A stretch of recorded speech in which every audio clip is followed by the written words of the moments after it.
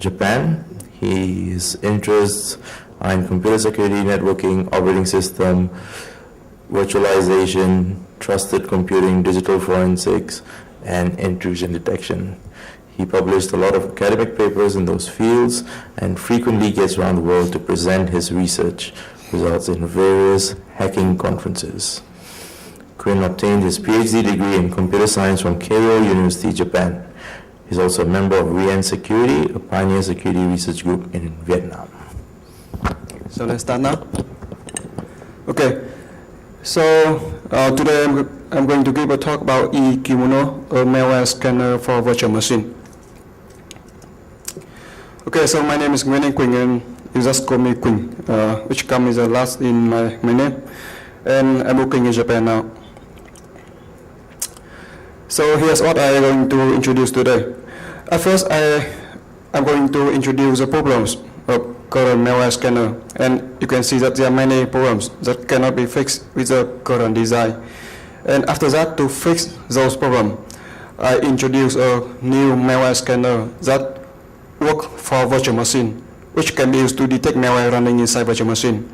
So first, I will briefly introduce virtual machine concept. And after that, I introduce the architecture, design, and implementation of eKimono. And because I don't have much time, so in this talk I focus more on Windows protection. And I focus more on detecting rootkit running inside Windows virtual machine.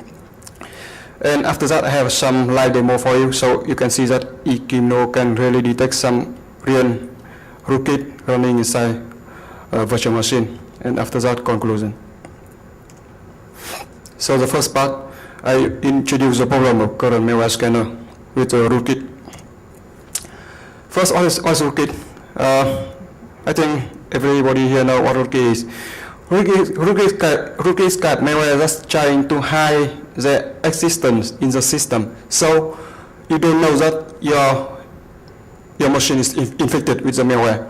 So the rootkit can come in the shape of a Trojan. So the rootkit can install Trojan in your system, and the Trojan can replace the system binary, so it returns the fake information to you. And the other type rootkit, which is more dangerous and it's harder to detect, is the type rootkit that try to modify the system to hook critical function that can disclose the rootkit in the system. So first of all, the rootkit can try to patch the system process at runtime. They can try to patch import arrest table, export arrest table. They can try to do inline hooking, or they can even modify the system kernel. So they can patch the system code. They can change the import, the interrupt descriptor table. They can change the ZDT. They can modify the import arrest table, export arrest table, and they can also modify kernel objects using, first of all, the decomp technique. So you can see that there are a lot of techniques can be used by rootkit to hide the existence in the system. Okay, so to detect rootkit, what to do? Of course, usually you run some malware scanner to detect the malware in your system. So the idea is that to detect the malware inside your system, you run the malware scanner inside the system.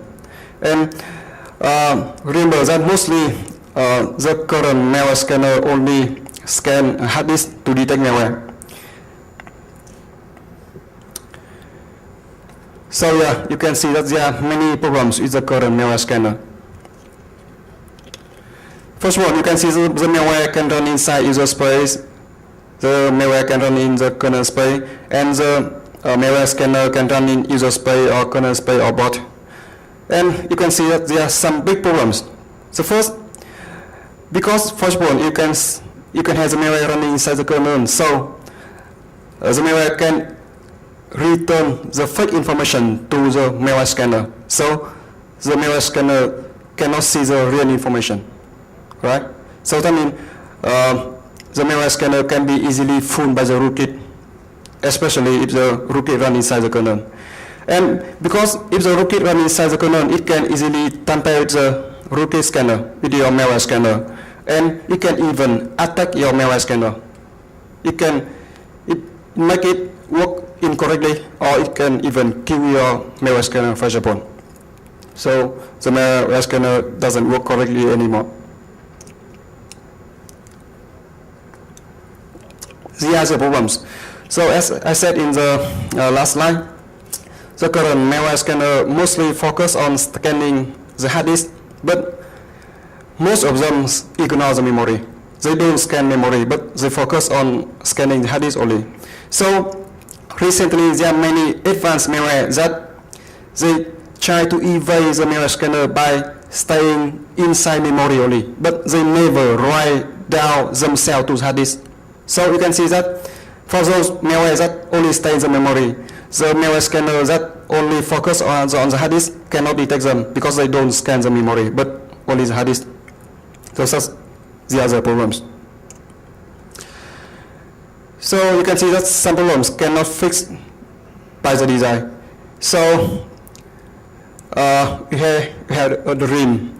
I want to have a perfect malware scanner. So I have 3 requirements for my good malware scanner. So I want a malware scanner that can detect the malware inside the memory, not only in the hard disk.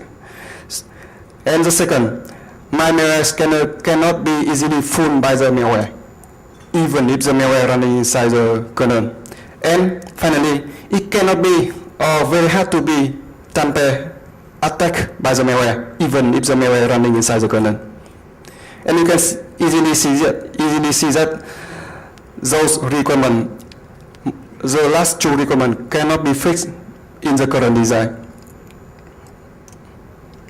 because the malware running inside the same system as the malware. Okay, that is the first part. The second part, to fix the problem, I introduced a malware scanner named eKimono that focus on scanning the rootkit inside the virtual machine. So what is the virtual machine? I think everybody here know virtual machine very well, right?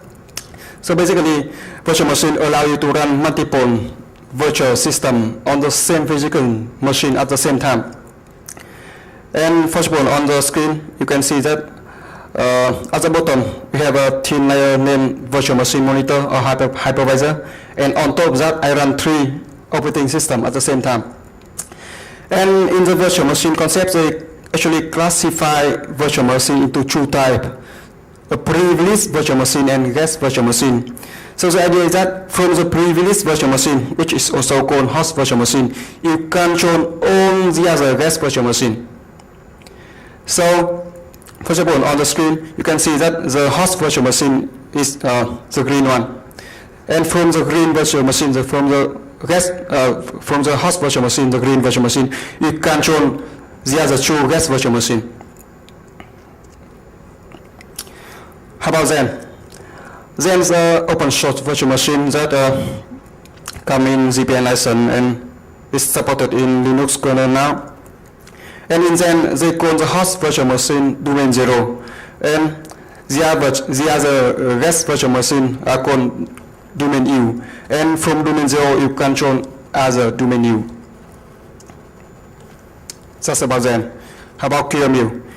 QEMU is another type of virtual machine. But you can see that in QEMU case, you run the guest virtual machine inside the QEMU process, and QEMU process run inside the host operating system. It's similar in KVM case. KVM virtual machine actually use QEMU a lot, and a guest virtual machine actually also run inside QEMU process. But you can see that we have one layer of software named KVM, which allow you to run a lot of code on the physical CPU, not on virtualized anymore. And KVM actually use a CPU that support virtualization.